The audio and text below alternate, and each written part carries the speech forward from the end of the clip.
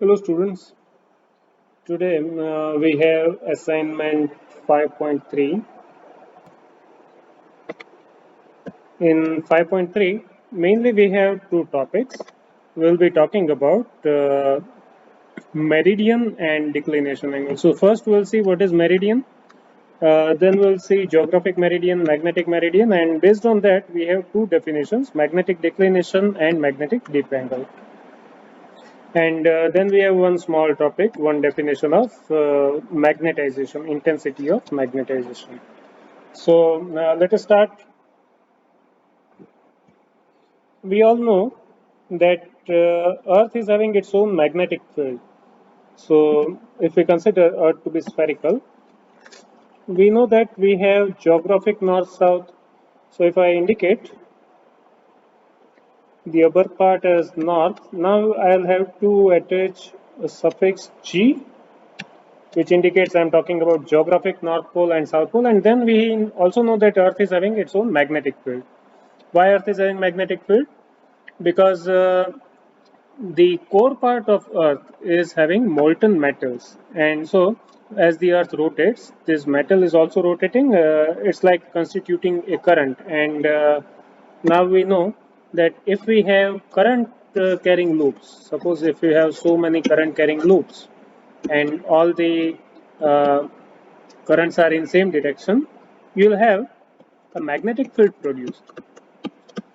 Okay, so Earth is also having its own magnetic field, which is not the case of Moon. Moon is not having any magnetic field, but Earth is having its magnetic field. And this magnetic field is about an axis which is not same as that of geographic north-south. It is slightly at some angle, which may be indicated like this. And about this axis, Earth is rotating, and we have magnetic south and magnetic north. This M suffix is indicating magnetic north pole, magnetic south pole. So now we will be talking about two axes, geographic north-south, line joining geographic north-south. Those imaginary lines are called longitude. Okay, and at the same time we have magnetic field lines also. So magnetic field lines go from magnetic north to magnetic south.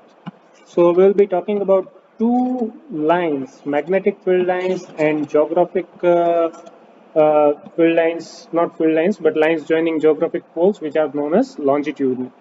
So if I draw Earth in two dimensions, suppose if I consider Earth to be like say an oval.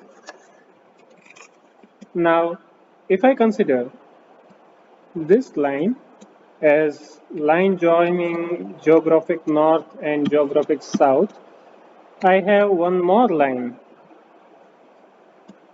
which is connecting magnetic north and magnetic south. So if I can, sorry, if I can imagine a line which is perpendicular to Earth's surface, then I can always imagine a surface passing through this vertical imaginary line and geographic north-south, and I can always imagine a surface.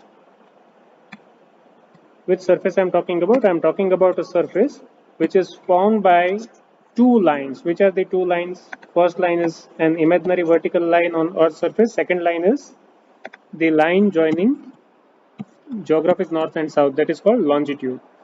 So this green surface is called geographic meridian. Meridian is nothing but a surface which is like wall on Earth, on Earth's surface. Okay, the way we have wall of our house, which is perpendicular to Earth's surface, meridian is also an imaginary surface which is perpendicular to Earth's surface. But where it is on the longitude passing through the given place. Similarly, we also have magnetic field lines around us. So if we can imagine a surface on magnetic field line, say like this, then this blue one, or let me color it yellow. So this yellow one is called magnetic meridian. So how do we define magnetic meridian and geographic meridian? First of all, we'll have to imagine a perpendicular line, where you are imagining a perpendicular line. So we say that imagine a perpendicular line on Earth's surface wherever you are. Then you have to imagine a surface which is passing through two lines. Understand that to have any surface you have to have two lines. So the first line is an imaginary vertical line on Earth's surface, second line is longitude. Surface constituted by these two, imaginary vertical line and longitude, is called magnetic meridian. Okay, so geographic north pole, geographic south pole, line joining the two is longitude, and a vertical line. These two constitute a plane which is called geographic meridian. And if I consider magnetic poles, so consider this as Earth's surface, and then I have magnetic north pole here, magnetic south pole here, and then if I can imagine a vertical line on Earth's surface, it's like electric pole. Okay, then these two constitute one more surface which is on magnetic field line. This surface is called magnetic meridian. So this is magnetic meridian. How do we define magnetic meridian? An imaginary surface formed by magnetic field line passing through given place and a vertical imaginary line on Earth's surface. How do we define geographic meridian? Geographic meridian is an imaginary surface where it is an imaginary surface passing through longitude of the given place and a vertical imaginary line at given place. So the two meridians, two imaginary surfaces we have, and collectively if we draw, they should look like this.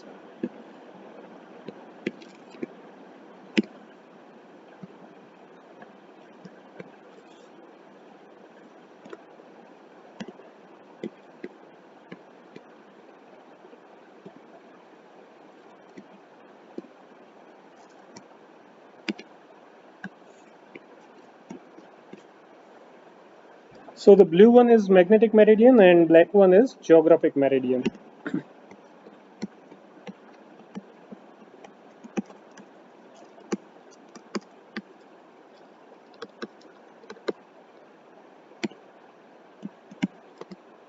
And the angle between these two is called declination angle. So if we denote it by alpha, alpha is called angle of declination or declination angle.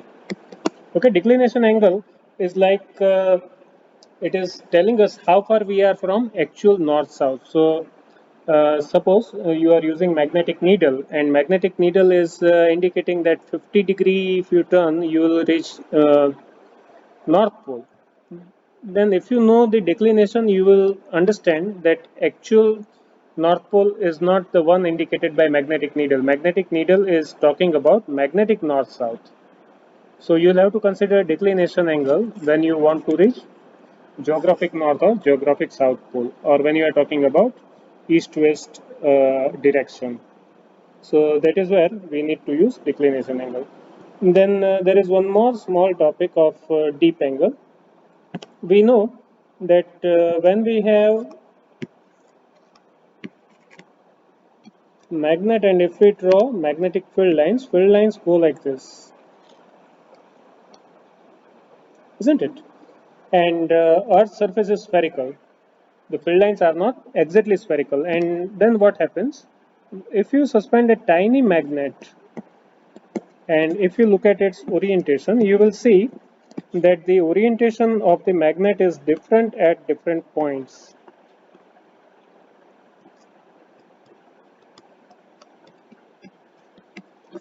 So as you can see, angle with horizontal for condition 1 is 0. Angle for between the magnet and horizontal line here is not 0. Okay, that is the case here as well. There is some angle. And in this case, in third situation, magnet is like this in some other situation. So you can say that depending on your situation, depending on your position on Earth's surface, the magnet suspended makes some angle with horizontal, and that angle is called deep angle. This angle theta is called deep angle. How do we define deep angle? Deep angle is defined as whenever we suspend a magnet freely, it makes some angle with horizontal. So if this is magnet, if it is freely suspended, you will hardly see any magnet like this. You will always see in all the figures magnet suspended like this. Okay, so how much is the angle between magnet and horizontal line? That angle is called deep angle. So for this figure, magnet is setting itself along the line, magnetic field line, and then if you look at the horizontal line, that is x-axis, you will see there is some angle theta, which indicates that this part is horizontal component of magnetic field, this part is vertical component of magnetic field. And then I can say that the deep angle tan theta is opposite BV by BH. And if you want resultant magnetic field, you can say B square is equal to BV square plus BH square.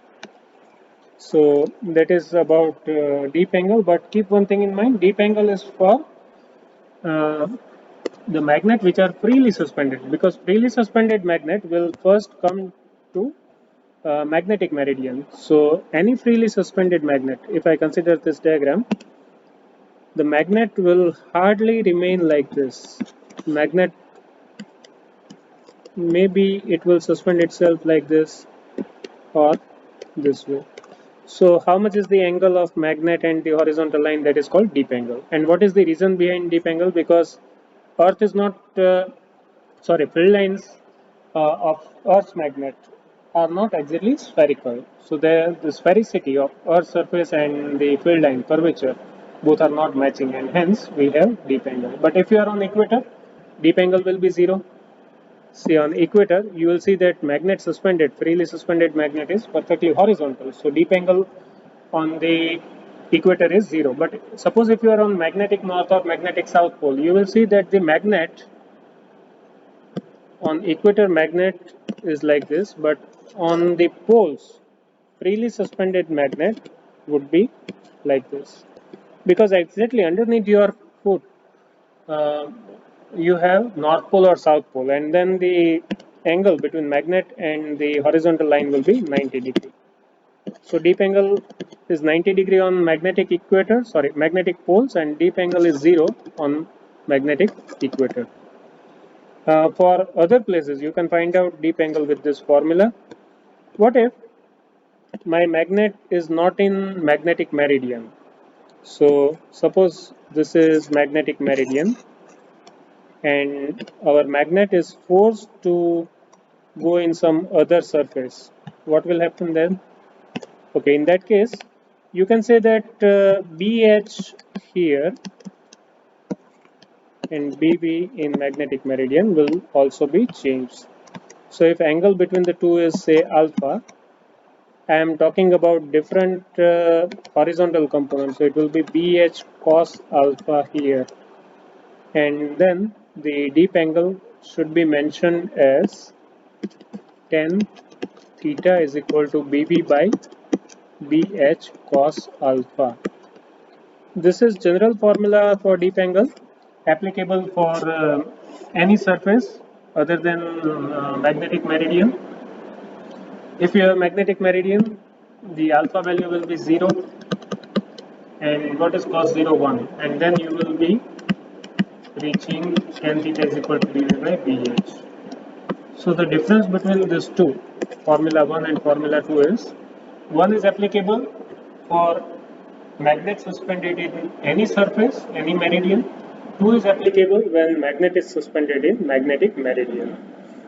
Okay, and this is the formula for magnetic field at given place. B square is equal to BV square plus BS square. BV is vertical component of magnetic field, BH is horizontal component of magnetic field. So that is all about magnetic meridian and declination angle. Then we have one more small topic of magnetization. Magnetization is defined as total dipole moment per unit volume. So how many magnetic dipoles you have in given volume? If you are talking about current carrying ring, then I into A is dipole moment, and volume, maybe it is just volume, or for rectangular material it may be area into length. So this is one more small definition you have in today's assignment. And what should be unit of magnetization? It should be ampere meter square upon meter cube, that is ampere per meter. That is the unit of magnetization. Magnetization value indicates it is one of the very important magnetic property of any material. If magnetization is more, the material is said to be magnetic material. We will discuss it at greater length in the coming assignment. This is all for now. You may go through the answer later on. Thank you.